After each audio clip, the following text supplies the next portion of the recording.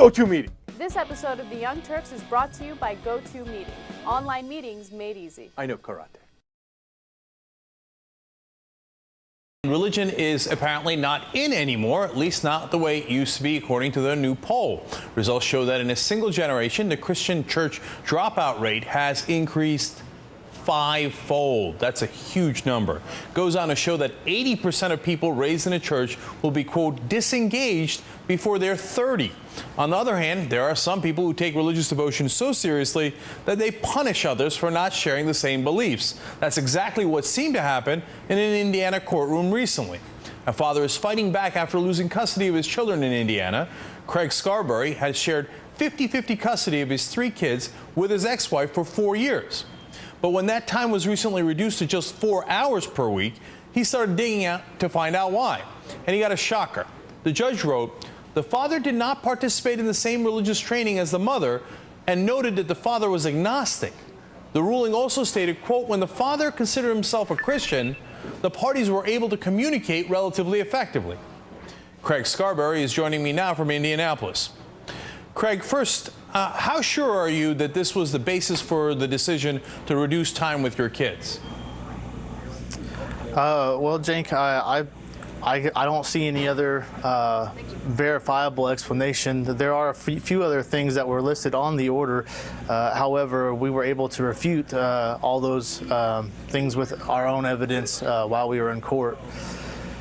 So did the judge write in the ruling? I mean, we just showed it, of course, but I mean, I'm just so stunned by it. Did he really took the fact that you were agnostic into account? How does anybody even justify the debt? Did you get to contest the idea? Did you get to fight back on that? They did address the my religion with me on several different occasions during the hearings. However, I never posed a situation for my children and never enforced what my beliefs are onto the kids. Matter of fact, I continue to allow them to go to a Christian daycare. When I had joint legal, I had to agree to. I took them to church functions, such as a Mother's Day choir thing, as well as allow them to go to church with my mother, who attends on a regular basis, and also things like church camp and those type of things that we were able to show that in no way, shape, or form do my personal beliefs and decisions reflect onto the children at all. But Craig, I don't get it. So what if they did? I mean, I'm agnostic. I'm going to teach my kids to be agnostic. What business is it over the courts? Right. I don't even understand why you have to justify it in court. Right, and then I would agree with you obviously there, but the point is, in order to establish joint legal custody with my ex, we have to be able to relatively communicate about things like education and religion, which is obviously important to her. So I in no way, shape, or form wanted to interrupt that or even deny my children the opportunity and their freedom to explore what truths they feel are best for their lives. Craig, you know, you're a lot more understanding of this than I am. I mean, if I was you, I'd demand in return, hey, are you going to bring them to agnostic camp? You know, have you made any demands for your beliefs? I mean, isn't this a giant constitutional issue? Don't you have the same exact rights as your wife? Yes, and I plan on. I'm actually have put together and received a permit in order to protest outside of the Madison County Government Center here on December 16th.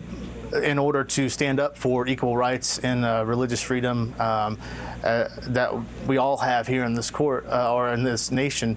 It's not just a matter of agnostic versus Christianity or anything like that, but in religion in general, if we allow them to be able to dictate what's preferred over another, who knows where this country will go. And just real quick, are you appealing this? So, you know, to bring to another court saying, hey, this judge can't decide things based on things that are clearly unconstitutional? We are going to the court tomorrow to file a notice of appeal. We're also requesting that the court or that the state cover that filing fee as well as the transcript for the appeal. I'm still searching for reasonable counsel. I do have a parental Indiana custodial rights advocacy group that is helping me with making sure that my paperwork is filed in time and legit as far as wording and that kind of thing go. But yes, we are working on that. All right, Craig Scarberry, thank you very much. And so that the audience knows, we, by the way, asked Craig's, of course, ex-wife, or her lawyer at least, to come on to talk about it, but he said he'd get back to us tomorrow. Okay. All right, we'll see how that works out. Young Turks have a new sponsor, Go-To Meetings. Online meetings made incredibly simple. You can set it up in 2 minutes, and you can talk to anyone from anywhere. And it's only $49 a month, and it's unlimited. You can actually go to gotomeeting.com/Turks and get a 30-day trial. I never heard anybody.